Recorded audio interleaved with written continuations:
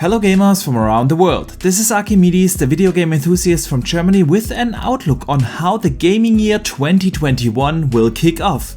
Alright guys, the year 2020 is over and I hope you all had some fantastic holidays and got to spend some quality time with your family and loved ones. At least I did, and that's why it's been so quiet on my channel over the last 2 weeks, but that's about to change. And there's no doubt that we all hope that 2021 will be an upgrade to this difficult and challenging past year. But for gaming, 2020 was actually a fantastic year. We not only got the launch of the new consoles, but also had a ton of amazing games to play. So I don't know about you, but I played some great games over the holidays and will continue to do so over New Year's and the ongoing lockdown. And since my backlog is huge, and not just with the latest games that have come out over the last few months, I have more than enough to play. Yeah, I'm not going to play this one. But the year 2021 is about to start, and let me tell you, in the first 3 months we will get to play a ton of amazing games. Yeah, I'm not referring to this one, okay. Now, in this video we will focus now on the biggest releases on all consoles in the first quarter of 2021. Which are the highlights and when will they come out? But before we talk about those games, I want to ask you for a favor. I put a lot of work into my videos and I try to grow my channel, so if you think you are enjoying what you see, then please consider to hit the like and subscribe button and turn on the notification bell to not miss out on future content. All of this does not cost you anything and is completely anonymous, by the way,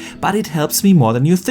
And if you know someone who would enjoy this kind of content, please feel free to share it out. I really do appreciate all the support. And now, let's see with which blockbusters the gaming year 21 will kick off.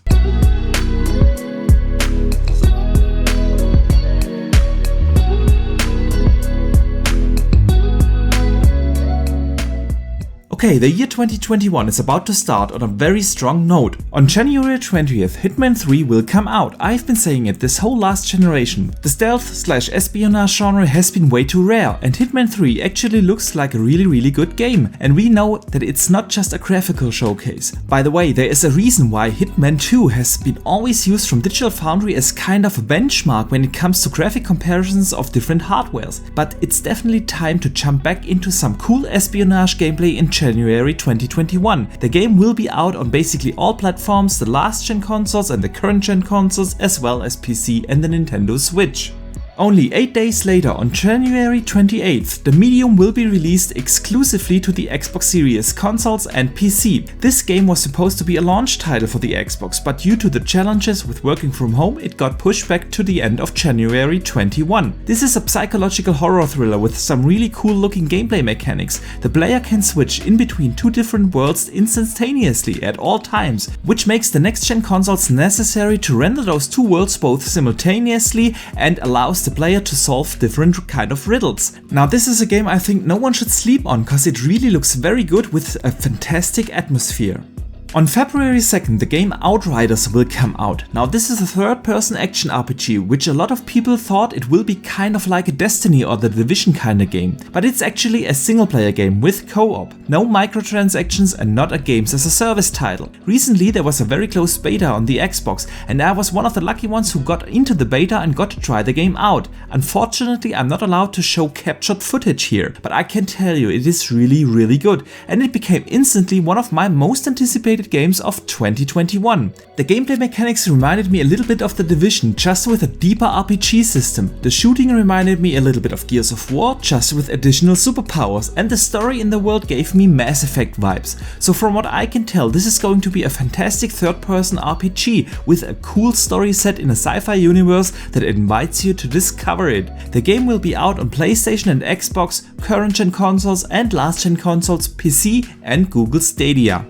On February 12th, we will get Super Mario 3D World and Bowser's Fury for the Nintendo Switch. Well, this is a port of the Wii U Mario game, so technically it's not a new release, but I thought I mention it here. Then on March 19th, we will get the game Returnal exclusively on the PlayStation. The developer Housemarque touches for the first time into the AAA space, and this game really looks super cool and just like my type of game. It's a third-person shooter / psychological horror thriller set in a mysterious world, and I can't wait to give this a go.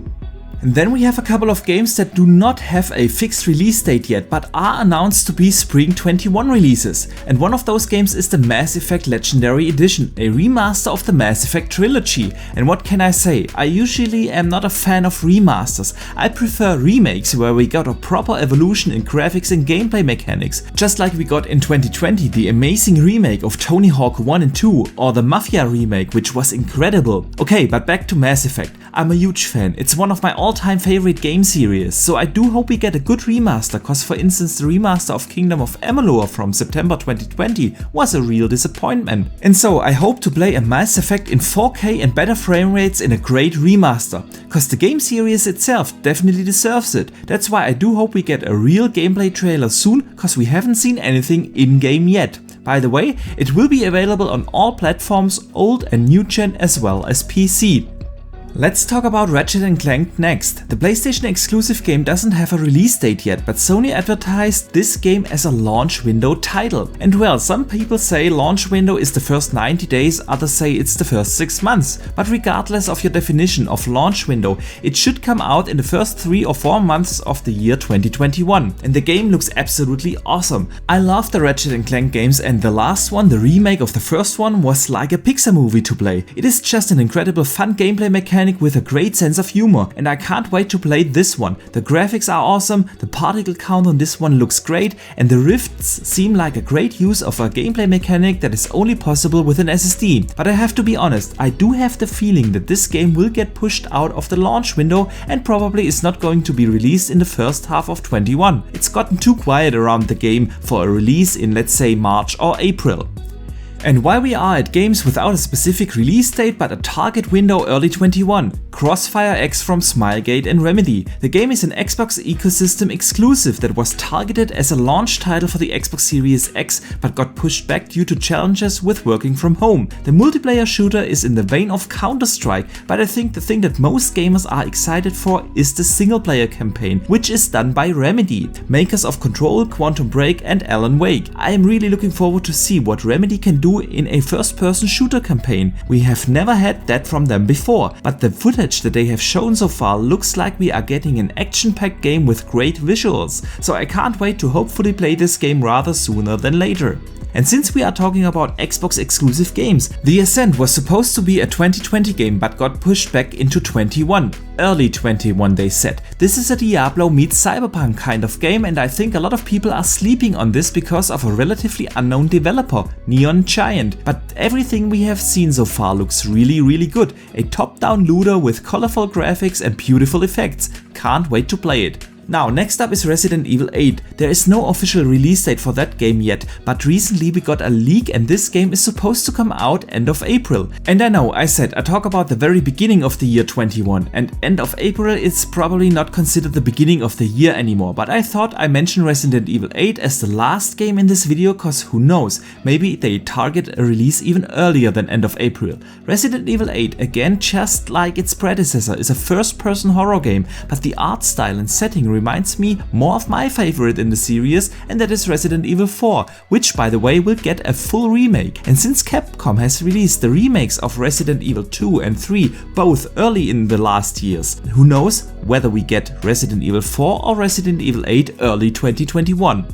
Okay, and with that I want to come to my conclusion. The year 2021 obviously starts strong on all platforms, and we get a ton of great games later that year with the Harry Potter game, Arkham Knight, Halo Infinite, Horizon Zero Dawn 2, Far Cry 6, Battlefield Next and many more.